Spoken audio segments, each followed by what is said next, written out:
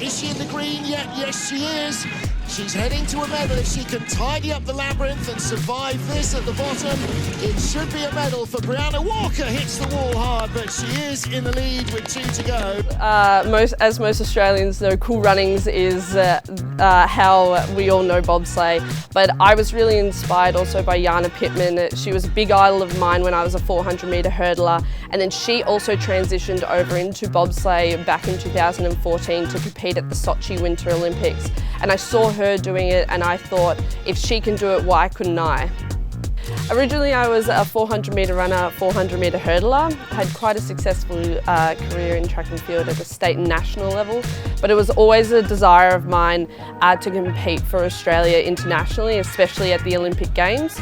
And in 2016 I had to ask myself the hard question as whether I was going to be able to do that in 400-metre hurdles. And the hard answer was no, but I knew I had a lot more to give. I thought maybe my talents lie elsewhere, and so I decided to transfer from 400-metre hurdles into bobsleigh. I attended a talent ID camp in Sydney where I did a whole bunch of physical tests, and ultimately I achieved the standards, and they asked me if I wanted to go over and learn how to drive a bobsleigh in Whistler in Canada, and yeah, the rest is history. So when I attended the Talent ID camp, I found out I had a lot of good attributes to become a bobsledder. I was very strong, very powerful, and I was quite fast. And that was the exact characteristics you needed to become a really successful bobsledder.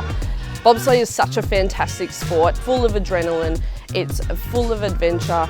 I really love the different aspects of the sport. You've got the pushing aspect where you have to be strong and fast, but then I, being the pilot, have the driving aspect where I have to be very technical with my driving skills, but it's really allowed me to be able to represent my country on an international stage.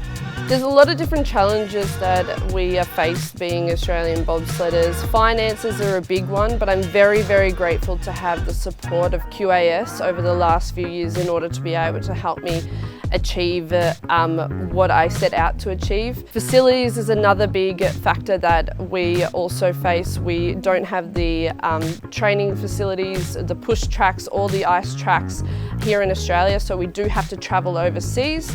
So it does require spending a lot of time away from home, spending a lot of time away from family and friends, but I do have a very good support system who encourage me to go out there and chase my dreams, which I'm very grateful for. It takes a village to create a successful athlete, and especially to create a successful Australian bobsledder. My greatest highlight would have to be achieving my dream of becoming an Olympian in the 2022 Winter Olympics and placing 5th in the monobob event. That was just so far beyond what I thought originally I could achieve when I first entered into the sport, but now I have a way bigger ambitions in order for the next coming Olympics, so that's now what I'm aiming for.